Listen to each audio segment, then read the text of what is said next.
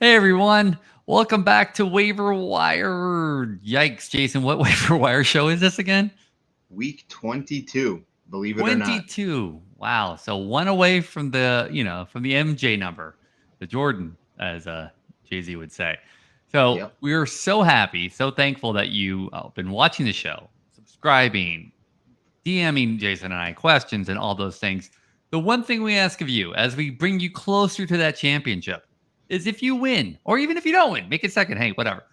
Send us pictures of those trophies. Send us pictures of those championships that we even played a small part in helping you win. We would just love it. It would just make our days so much. So please, if you can, tweet us, send us DMs, or send one to my house. I mean, hey, you know what? I have a nice place in my mantle next to all those participation trophies that I was a part of because I was a terrible athlete. So, as always, our waiver wire show is brought to you by fantasy6pack.net. Come on down to Fantasy Six Pack, where we will give you hugs. No, kidding. So, fantasy football is just right around the corner. I believe it starts this next few days. So, as people shift away from us and our wonderful faces, Jason will be playing double duty and he'll be doing both baseball and football. And if you become a subscriber, you have access to a lot of different tools. And those tools include our Discord chat, where we talk specifically to our members and really allow our members to ask us anything. We have people that send us these long novel like questions that say, "Hey, this is my entire lineup. Please dissect it and help me figure out how to win." Or we have, just normal questions like, "Who's the better wide receiver of these two?" At the moment, Cooper Cup. Please heal up. But and then there's a lot of other Discord, things as well. We have our draft guide, and again, access to a whole bunch of award-winning talent that we have here at fantasy6pack.net. So please subscribe and become a member as well. So, as we get down the last few weeks here, I'm getting a little teary-eyed. But we start off as we have been recently, and for quite some time now. We hit you over the head with somebody. We say, "Hey, we told you a while ago to pick this guy up." And frankly, not enough of you are, because we don't highlight anybody on this show that's over 50%. In fact, we try to go after a lot of people that are way below 50%. Austin Hayes has been playing a ton, and I want to highlight something in particular. Jake Rill at Jake D Rill on Twitter talks about something that was worrying me when we talked about Orioles hitters, and that is left field in Camden Yard. If you don't know, they moved the fence back there, and frankly, it's a kind of a cavernous pit. I was worried it was going to just suck up power numbers, but as you know, the Orioles are doing fantastic. But Austin Hayes says something great here. Austin Hayes, I'm playing left field at Camden Yards. You get a chance to catch balls that are normally homers in other parks. Yeah, because the fence is back, like near New York. From Baltimore, New York, I believe that's where the fence is. And per Statcast, this ball that you're about to see here from Luis Robert would have been a home run in 27 of 30 MLB parks. So just so you know where this was, and again, great defense by Austin Hayes. Look at that. This takes it. He thinks he has it. Austin Hayes is like, "No, man, I got you." You can almost see where the fence used to be, right? It used to be played back. But again, great defense. That's wonderful. Super happy. Thank you so much. But at the same time, that's not why we play fantasy, right? We play fantasy for the offensive numbers. And I wanted to go here on MLB.com because, well, the font's a little bit bigger. But more importantly, I could show you the last 15 games, which is really critical here. Especially, again, down the stretch, you want to get somebody who's getting hot. So last 7 games, a 292 average, 414 on base percentage, and a 542 slugging for about, 950 or so, 953 OPS. That's amazing. And that will definitely play, especially with 4 walks, 5 strikeouts, 1 home run, and 3 runs batted. And that's in 24 at bats. This isn't like he just had the normal 12 or he's platooning. 24 at bats, that's he's playing full. And he putting up those numbers. And it's not an anomaly. Again, last 15 games, 283 average, just slightly below what he's doing right in the last 7 games, 377 OBP, and 566 slugging. Again, my thought that it was going to, suppress some of these power numbers, it was overblown because Austin Hayes, Gunnar, and the rest of the team are just showing you that they have enough power for days. But again, those 3 home runs, 9 RBIs, and again, 7 walks, 12 strikeouts. They're in the middle of a pennant race, and they're going to play their guys. And everybody there is hyped. They're excited about winning. They're excited about making the playoffs. You have nothing but just youngsters that didn't even know they weren't supposed to be good, type of thing. It's one of those things where you just kind of love to ride that youngster wave. So, Jason, you're wearing the orange, I think, on purpose, right? You're wearing the orange, even though as a Cubs fan, you're wearing the orange for the Orioles. Tell us some more about Austin Hayes. Yeah, the Orioles are becoming my AL team now because they've been so hot and they're in first place now. So I got to root for them. But no, I'm just kidding. But yeah, I mean, one of the big things I've noticed too about like Hayes is lately is they've actually been moving him up the order. He's been batting cleanup majority of the time here in the last like 2 weeks, which says a lot because I think they're kind of riding that hot bat like we just showed his last 15 days. Batting cleanup. So right now he's got 13 home runs, 62 runs, 53 RBIs on the season so far. I mean, if you're looking for a guy in your waiver wire with 100 plus runs plus RBIs, that's something you don't really find that often, especially I was saying middle of August. We're in the end of August now, coming into September. Actually, it's not officially September. Yeah, you're gonna find a guy with 100 plus. Yeah, getting lost on the dates here, but it's okay. Yeah, I mean, to have somebody like that available on your waiver wire is kind of shocking. So I would absolutely grab him. Batting cleanup for somewhat of an offensive team right now. So grab him if you can. Definitely. All right. So if you've ever watched our show, you know my aversion to pitching, but I really like this next guy. I've liked him for a while. I play Dynasty. I get to go occasionally on Jason's show because he occasionally loses a co-host. But other than that, he never lets me on. But I want to talk to you about Kyle Harrison.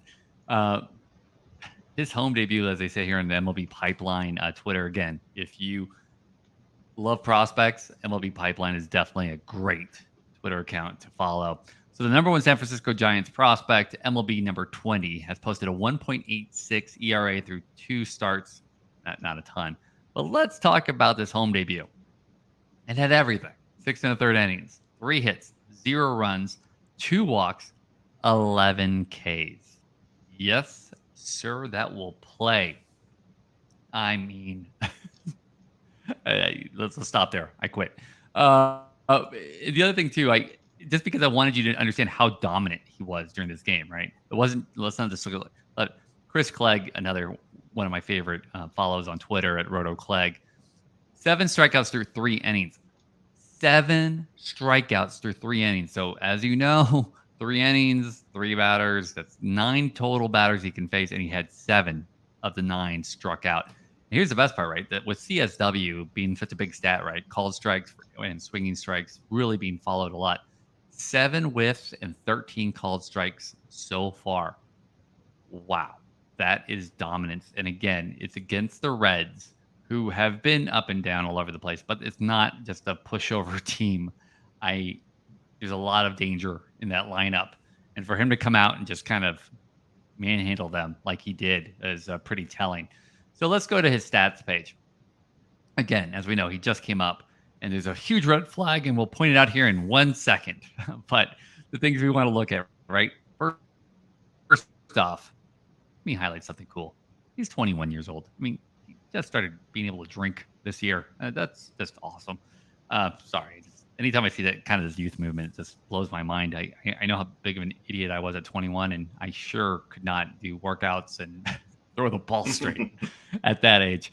So he's had 65 innings pitched in the minors and AAA, 20 games started, 14.39 Ks per 9. Now, here's the red flag, and the thing that kind of worries me, 6.58 walks per 9.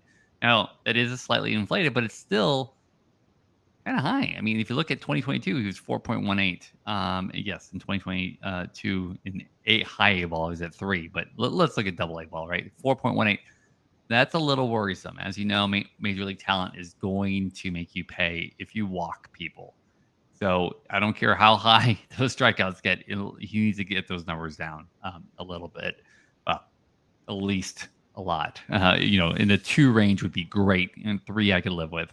But 6 is not going to work. Now, again, he's only had 2 starts in the majors. So we can't say 9 innings pitched. Oh, everything's solved because he has 14.9 Ks per 9 and 2.79 walks per 9. But again, that walk rate's a little concerning as well.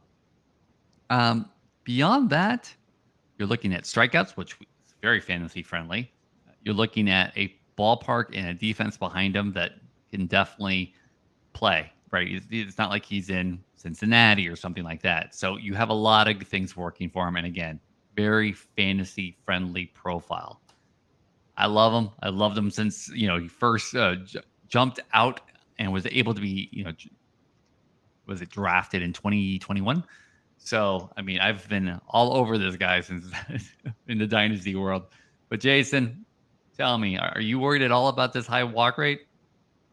It's kind of funny because before he was called up, I was definitely alarmed. I was like, this is a guy we've seen him have the huge strikeout numbers in the minors, but we've also seen the huge walk rates in the minors. And it's always been concerning, especially this year. Career high, 6.5 per 9.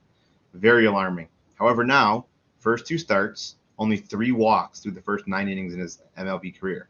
We've also seen the Giants come out, and they've shown that they can develop, and even at a major league level, turn pitchers around, right? I mean, guys like Gossman, Alex Cobb, these guys are just like something with the Giants when they get to the major league level. They're able to kind of tone down what they're able to do and develop. And right now he's lined up right now to pitch against the Padres this week. Padres have been very underwhelming, underperforming this year. And I think we're to the point now, too, right here at the beginning of September. Yes, you're going to get a couple more call-ups here, but I don't know if there's any other pitcher out there that I want more than Harrison coming up. And whether that be, a couple walks, you have to worry about some walks here and there, but I would rather gamble on his upside because we've seen the strikeouts there, right? So if he can just hone in that control and that command, I'd rather take the gamble on Harrison right now because we've seen him do it at the strikeouts at a high level in the minors. So if I've got Fab left and I'm looking for pitching, it's going to go all in on Harrison at this point. I mean, I'm dropping every last dollar I got because there's not much top tier talent coming from the pitchers right now in this point of the season. Absolutely. Yeah, and if you have Fab left, that you have enough to be like, hey, I'm all in, which tells me you have like $20 or more. That's incredible. Bravo. I have like a couple bucks in each of my leagues, so I'm very proud of you. Yes, we give you the DAP Jason seal of approval for being able to be so frugal and somehow still being competitive here at the end. I always feel like anytime I'm frugal, I end up getting like I'm off by $1. I'm like, never gonna happen again. I'm going all in. All right. So our next guy that we have here, when I hear his name, I'm like, I think Oriole, but it's not an Oriole. What am I doing here? It's DJ Stewart. And with as bad as the Mets season has been, with all the kind of roller coaster, people underperforming and everything, DJ Stewart is giving you something to be excited about. And so will the next name after DJ Stewart here in a second. But Sarah Lang's one of my favorite follows, Slangs on Sports on Twitter. DJ Stewart is the first Mets player with 8+ home runs in a 13-game span since Neil Walker. Remember Neil Walker? He was on like every fantasy team I had in the 2010s. In April 2016, 8+ home runs. That sounds like a pretty interesting thing. Yeah, Mike Curlin on Twitter. DJ Stewart has 8 home runs in 13 games. And let's just have a look at one of these home runs, just so you have an idea here. He already hit a home run in this game. He's back up again in the bottom of the 8th. And oh my goodness. When you crush a ball so hard that you just know. One day in my life, I would just feel like to hit something that hard and be like, yeah, I know what's going on. I'm going to just chill. He's locked in. So we just talked about a player that, pitcher that you need to go all in on. Right now, there is nobody hotter. I will fight you to find somebody hotter than DJ Stewart right now. And I mean, again, I'm going on MLB.com. I'm showing you fan graphs, but MLB.com is a lot easier to kind of find these 7-game splits in kind of the big bold letters. Last 7 games. I mean, goodness. 3 home runs, 6 RBIs. Yes, 11 strikeouts. He's going to have some swing and miss in his profile. He always has. 333 average, 407 OBP, 833 slugging. Oh, my goodness, you have MLB The Show on easy mode right now, sir. Last 15 games, 8 home runs, 16 RBIs, 19 strikeouts. Again, we talked about that. 333 average, which somehow is the same as the 7 games. 382 OBP. Somehow he got better. 863 slugging. Look, it's all going to come down, but why do you care? You only got a couple of weeks left in the season. Write it. This is where I would be putting my chips into. I mean, he's playing. Nobody's going to push him away from his playing time. Now's the time to just go. And DJ Stewart was definitely somebody I'd be putting the other couple pennies I have, in the couch cushions. Let's put it this way: if I have $10, I need a pitcher and a hitter. I'm going to put $7 on Kyle, and then I'm going to put the other 3 on DJ, just because typically everybody's after a pitcher at this late in the season, and you want to get that hitter. That would be my breakout. Again, Jason, how would you kind of break it down in the sense of, if let's say $10, because again, people can figure out like what percentage we're talking about here. Where would you put your money? Yeah, I mean, DJ Stewart, he's like what we wanted Vogelbach to be, right? He's like the big power guy that also can kind of hit for average too. But I'd be definitely putting at least half of my like 50% of my budget left, maybe a little bit more. It's just tough right now because it is September. We are going to see some of these teams start calling up some of these minor leaguers. But DJ Stewart is not a minor leaguer. He's been in the majors for a while. Right. Not the greatest success until this year, but he's kind of been hot right now. And yeah, I mean, right now we're at the point of the league. If you're in, whether it be playoffs, head-to-head playoffs, or roto, you need all the counting stats you can get right now. And he's providing a ton of that right now. And so I'd be getting at least 50% of my budget on him right now. Depending, if you can make $0 bids, right? If I can make $0 bids, yeah, of course, I'm putting like 80-90%. But right. I'd go at least, because you only got a few weeks left, so I'd be putting about 50% left. Are there any other stats that we should be aware of with him? I mean, right now, the biggest one I can think about is just the xWOBA, which is getting kind of deep into the advanced stats, but the expected weighted on base average, is almost 400. So that just kind of shows you not only is he getting on base and hitting at a high level, it's an expected stat too. It's showing it's not just like an outlier and it's getting good luck or not. So his BABIP's only 306 and he's batting 280. So everything's right in line with what he's doing. So a lot of it's just real deal right now. Well, like I alluded to, foreshadowed even, there is another Met that we are going to highlight here. But this Met is not a veteran. This Met is a youngster. Ronny Mauricio is enjoying life right now. I can't believe, again, people coming up in early 20s, having all this money, but more importantly, being able to perform at this level. So Anthony DeComo on Twitter. So Ronny Mauricio's first major league plate appearance, first one, results in an absolutely smoked 117.3 mile an hour double. It's by far the hardest ball put into play by any Met all season. Considering the amount of money that was put into the Mets for this season and some of the names, and yes, I know there's underperforming, but there's some pretty big names that were performing at some point in the season.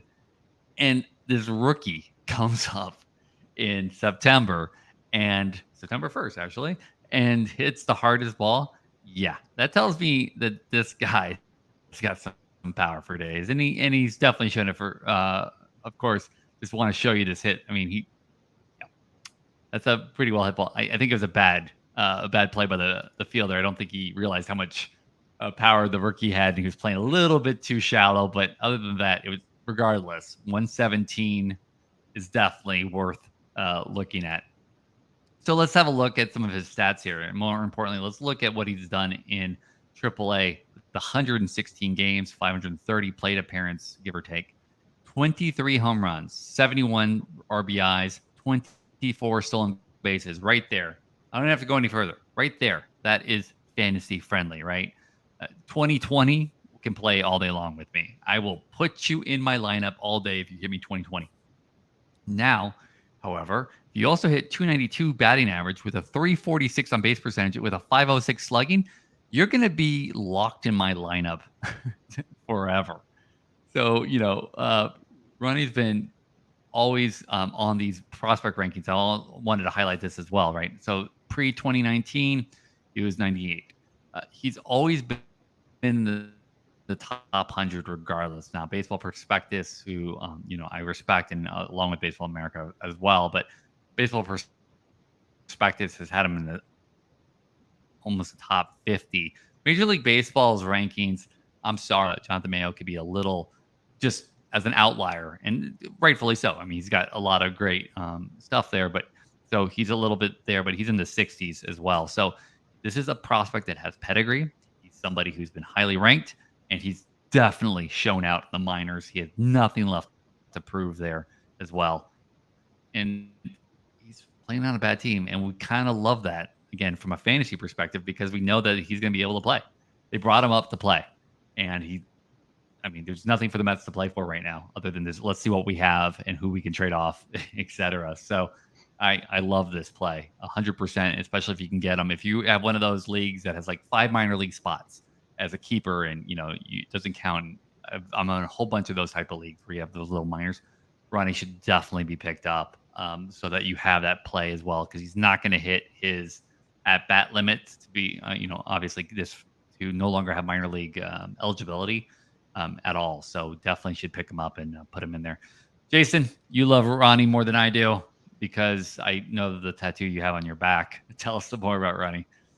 Yeah, it's actually a tramp stamp, but Okay. the last 2 years have been just astronomical for Ronny's development. Like you said, back-to-back 2020 seasons. This year, we've really seen the power step up. We talked about the slugging, right? So we're 506 right now. And one of the things that I really like too is the K rate. He's cut that K rate now down to a career low. I mean, obviously there's a small sample size at rookie level, which is whatever. But at AAA right now, he's only striking out 18% of the times, which, I mean, even if it goes up a little bit, which it will at the major league level, you're looking maybe 22, 25% the most, which is what you want to see from a guy that's getting power speed for you, sitting for a high average. I mean, like you said, he plays on a bad team. This is exactly somebody you want. If I'm missing out on, like, let's say DJ Stewart, I'll throw 50% on Ronny. I'll throw the other 50% on Ronny Mauricio. So you're going to go all Mets. Is that what you're doing? You're going to go all Mets? Yeah, it's just put all the money on the Mets. They got to get the playing time, so. That's the one thing I love about fantasy, though, right? Like, your team could be terrible, Oakland A's, and you could still find some type of happiness there because you're you're able to enjoy something like this, like a late season surge from a DJ Stewart, or again a rookie call up as well. So I love that. All right, so I'm going to be talking a little bit here, but I got to tell you, Davis Schneider, we kind of talked about him previously, and we didn't talk about him again, and he hurt me. He didn't really hurt me. The management did, because he was showing out earlier this season. I mean, he seemed like every time he came up, he was hitting the ball. Every time he was coming up, he was doing great things, and they just weren't playing him. And there was for like 2 weeks, he was doing nothing but hitting the ball, and then for like the next week and a half, he didn't play once. And it was a tale of two cities. Well, why are we highlighting him here now? Because Chapman's hurt. And because Chapman's hurt, Schneider's playing every day, and he doesn't have really kind of anybody pushing him for playing time. But Aram Light just sent me over the moon with this tweet. I'm going to read you a couple pieces here because he talks about he's fortunate enough to talk to some amazing people on the call up. And here's the conversation with Davis Schneider. By the way, tell me you say Davis Schneider and you don't have a problem, because I constantly am saying David Schneider.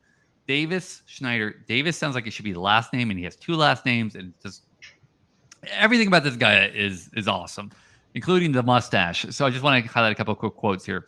In the off season, I do 3 things: work out, play a lot of golf, and hang out with my dog. I mean, right there. How is this guy not everybody's favorite player? And then he goes, once I got called up, I was like, do I shave it? He's talking about his mustache. And everyone was like, no, you got to keep it. Don't change anything.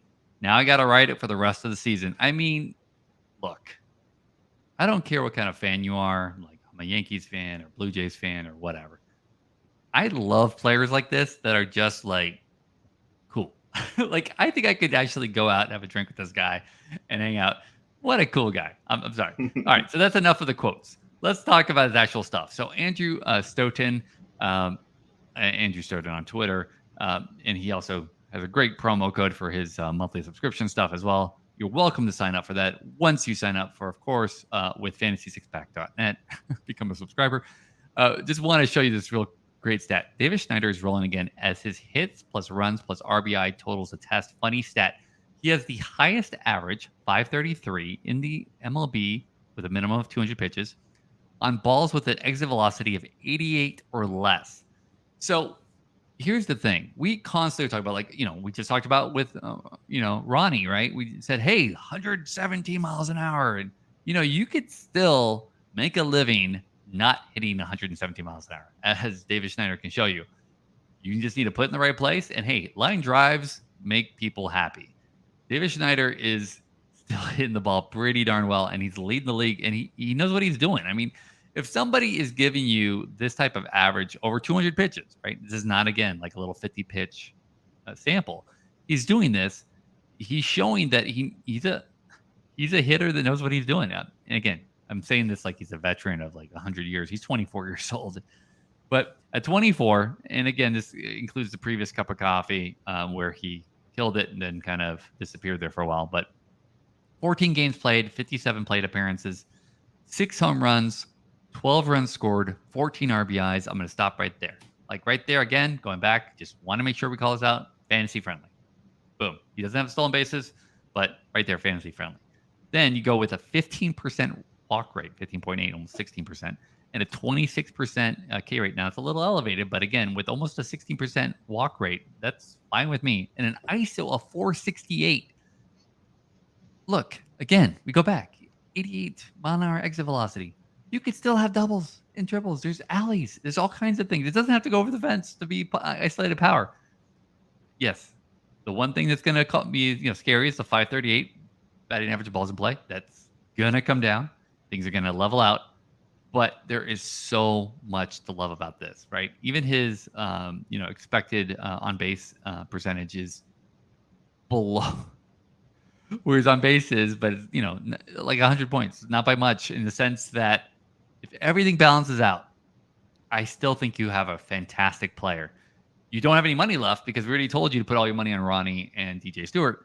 But if you are able to take a loan, if you're able to sell a child to somebody, then yes, I think you should definitely go and go get yourself some Davis Schneider. I'm sorry, I keep wanting to say David. I'm gonna try my best. David Schneider. Okay, so Jason, how do you like some David Schneider? I'm gonna say David again. David Schneider, after that time, is a bit of an enigma if you think about it. He's been in the minor leagues now for 6 years. Never really shown a ton of power until last year. He hit like 16, and right now he's up to 27 home runs across AAA Major League level in this year.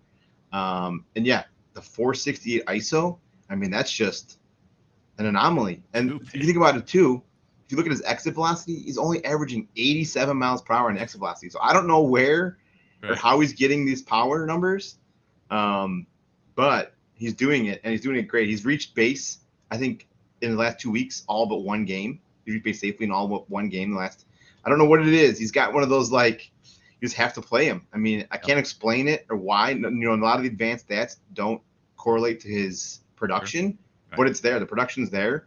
So I'm all in on David Schneider. And a little sneak peek, I'm currently writing the next week's hitting planner, and just a little snippet. David Schneider is in a player to target next week, so might as well pick him up off your waiver wire, get him in those starting lineups. But with what money? We told everybody to spend all their money. Let's go back. My financial consultant always says diversify. Let's put that $10 up, 2 and hope that we hit on one of these guys. I'm just kidding. But David Schneider, I think right now would fall in line. You got to put a lot of these waiver wire bids or these waterfall bids in, right? You got to put like backups because there's no, you might be $5 in on Stewart or Mauricio, but somebody might be $10. So get those multiple waiver bids in and hope that you win one of these guys. Yep, sounds great. And of course, I'm just messing with you, but yeah, David Schneider, it's great. We use stats and we use advanced stats to underlie a point, and then you have David Schneider's is like, you know what? Take all those stats and crumple them up and throw them over there. Yeah, they're stupid. David Schneider spits in the face of stats. He doesn't need them. Yeah. Yeah, I don't understand it. The numbers don't understand it, but I do understand is those counting stats are counted in fantasy, and he just keeps putting them up. So ride it while you can. All right, so we had, of course, put this man in, but I was waiting on purpose because I just wanted to see what happened when he did his very first at bat. And Andrea, who, if you ever want a deep scouting report on one player, Andrea's Scouting Girl report on Twitter is a phenomenal follow. She just dissects players and in a really great way for both fantasy and if you don't understand like kind of the deeper stats, she does great on both levels. So Jasson Dominguez is here and is a beast. His first home run on his very first swing. Let's look at it just so you could see what the Martian did. Oh my God. 94 miles an hour, short left field porch in Houston. Guy is like, see, he's literally the guy that you make when you're doing one of those like make a player on your video game where you're like 7 feet tall, 300 pounds, that somehow is able to run at like, 4.40, like just nuts. The best part is, and I did this again on purpose, was you go to Fangraphs because he's playing today for the first time. They don't even have anything for his major leagues. But I can tell you one thing: he does have a home run today, at least one hit, and at least one RBI. So you have that for sure. So let's look at some of the stuff here. He repeated Double A, and a lot of people were like, "Okay, well, he only had 5 games in 2022, but he was there," and it was like, "Well, maybe he's going to be here in another year." And he really had a couple of instances where not necessarily slowed down, but definitely was dealing with some, headwind issues in the sense of like, he was dealing with adversity. And he met that and he really kept going. And it also helped, of course, that the Yankees were struggling so bad and they need something to kind of get their fan base energized. They brought up Perea and now they brought up Dominguez as well. So let's look at these. Double A, 507 plate appearances, 15 home runs, 83 RBIs, 66 RBIs, 83 runs scored with 37 stolen bases. It's insane. Somebody built like he's built and is still able to get almost 40 stolen bases. 15.2% walk rate and a 25.6 K rate. Now, that was quite elevated earlier in the season and when he had a couple other issues, and he's really brought it down along with his 160 ISO. This is a guy who's a masher. That's all it is to it. He's a masher, yet somehow he's able to run. He reminds me, and let's forget about steroid accusations and all that stuff. Because I just want to talk about the Bash brothers for a second. Let's look back at Mark McGwire, Jose Canseco back in the day, right when they were at the A's. These massive guys that were able to steal. Again, Jose Canseco, right? 40-40, right? He was 40 home runs, 40 stolen bases. I mean, Jasson Dominguez can mash and run. It's crazy, hence why they call him the Martian. In AAA, he was there for a really long time, 9 games. It was just long. 9 games, 37 plate appearances. He didn't hit a single home run because he's only there for 9 games. 3 stolen bases, 10 RBIs, 6 runs scored. And here's the best part, right? He got his K rate down to 8%. Again, it's 9 games. But typically, you see that K rate actually elevated for those first 10, 15, 20 games. And for it to come down and be where it was, I think it definitely showed that he was ready to at least, try that first cup of coffee in the majors, and he's already showing what he can do in his first at bat. Definitely love that. Jason, please forgive my Oakland A's thing. I wasn't saying in any way, shape, or form that Jasson Dominguez is juiced. So please take that out of your head. But Jason Beckner, not the other Jason, please tell me some more wonderful love about the Martian. I mean, first of all, this kid's only 20 years old. I think you may have skipped over that a little bit. He's only 20 years old, making his major league debut today. Wow. And not only that, but he was put behind the 8 ball by, I don't remember who it was, but a few years ago, I think it may have even been Major League Baseball, tweeted out something that compared him and said that he's Mickey Mantle or something along those lines. He's like they compared him to Mickey Mantle, and the kid was 17 years old. So already, as a 17-year-old, he's coming stateside and has to live up to some obscure comparison that was done by Major League Baseball. So this guy now is starting to like, maybe not fall into the rug, but like he's kind of like not getting that helium anymore. So it's kind of good because that was a poor thing to do, this young man. But besides that, yeah, I mean, you kind of nailed out something that had 41 stolen bases already this year. Not only that, but 89 runs scored already this year too. So not only is he stealing bases, which is helping him get into scoring position, he's coming around to score those runs. I would imagine, the power's there. We've seen it right now already with this first major league hit. The speed is there. The runs producing is going to be there. The only thing that concerns me is the Yankees have been horrible the last, month and a half. Hopefully, this might be spark something into that offense because they are in need for some sort of jolt to that offense. Judge is back healthy now. Maybe Dominguez can come in. Not that they're, I think they might be out of it, but whatever. For fantasy production, right, he could produce a spark that they need for that lineup. That lineup's got a ton of talent, right? It's up and down that lineup. There's a lot of talent there. Just haven't tapped into it. Maybe he's that spark they need. There's a lot of people being called up right now for the Yankees, and definitely we hope so. All right, so our very last player, the guy who's driven me nuts all season because I had him in a ton of leagues, especially best ball. And frankly, Gabriel Moreno, the reason why he was driving me nuts is not, again, him. It was his team that was kind of playing with his playing time there for a little bit. And it's funny, coming into the season, so many people were like, well, Gabriel Moreno, he's just not an elite defender. It's bat first. We just need to figure out how to get his bat in the lineup. He's going to be a liability behind the plate. And Alex D'Agostino, look, Alex Stag AZ on Twitter, she's phenomenal at covering Arizona sports. She really calls it out, and I love it because I'm going to show you this highlight here in a second. There are people who legitimately think Gabriel Moreno isn't an elite young defender with a high ceiling somehow. Let me show you just how great of a pick. Look at this. The dude chases us down, and kids at home, do not ever do that, but he just did. That's elite arm strength. And then on top of that, if you search for him on Twitter, all you see, literally all you can find is just nonstop highlights of him throwing base runners out. His arm strength is off the charts. So, again, that's not going to win you fantasy leagues unless you're in some weird defender points league or something in catchers. Well, why not, right? We have IDP in fantasy football. We need to figure out a way to have defense, to catch your defense leagues in Major League Baseball. Ugh, that'd be terrible. But let's look at, again, where his bat is, which is what we care about in fantasy, especially the last 7 games. He's had a great bat, even when he was with Toronto, before, the whole Varsho trade, right? That Gabriel Moreno was one of their top prospects. It was somebody that we expected that was going to hit a lot. And again, they were like, well, he's going to hit a lot, but he's not going to stick a catcher. That was the book on him everywhere. Definitely not anymore. I think he's going to hit a lot, and he's going to stick a catcher. And maybe they're going to try to obviously give him some days off elsewhere. But right now, 24 at-bats last 7 games. 1 home run, 5 RBIs, 7 strikeouts with 3 walks for a 375 average, 444 on-base percentage, and a 667 slugging. We are starting to see these slugging catchers come back.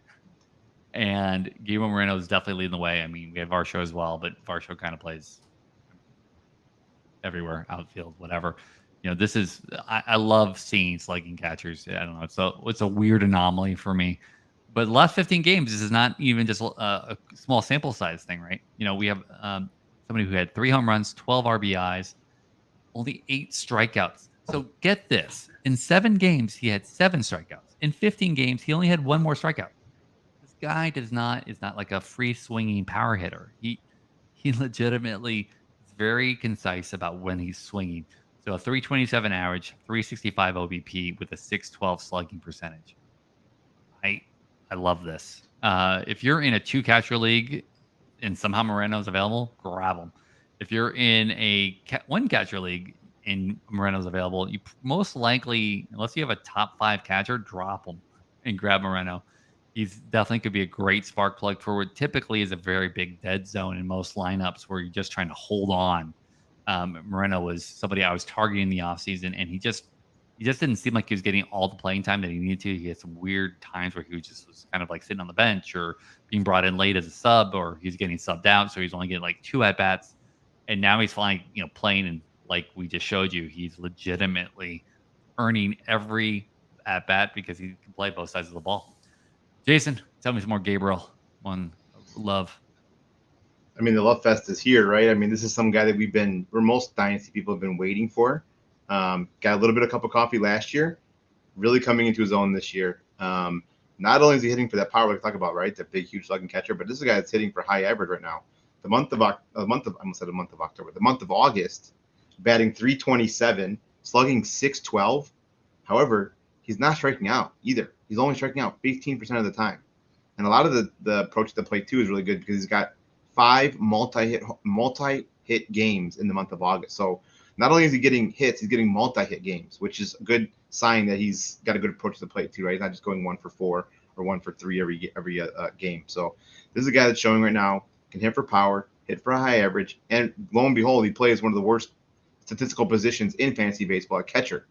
So for whatever reason, if he's still somehow available on your waiver wire right now in the middle of August, I know you need a catcher, unless for whatever reason you're that team that has like Rutschman or somebody like that. But I can guarantee you probably need Moreno on your lineup. And 2-catcher league, absolutely. Yeah, if I somehow had Moreno and some other catcher in a 2-catcher league, I'd just be like luckiest man in the world. Anyway, so we've come to the end of our thing. Again, I can't thank you enough for watching the show. If you made it this far, thank you so much for watching us and listening to our jokes. Again, if you have any questions, comments, anything, we love hearing from you. So please send us. And if you're too scared to show everybody that you watch our show, DM us, as many of you have. So we really appreciate that as well. But from myself, Dapscout on Twitter, thank you so much. Jason, do you have anything for them to follow or watch? Beyond Deck Circle, Wednesdays. Yep. And we will be back for week 23. We're here for you. We're here for you throughout the rest of the season. Yeah, week 23. All right. We'll see you guys here next week. Thanks so much for watching.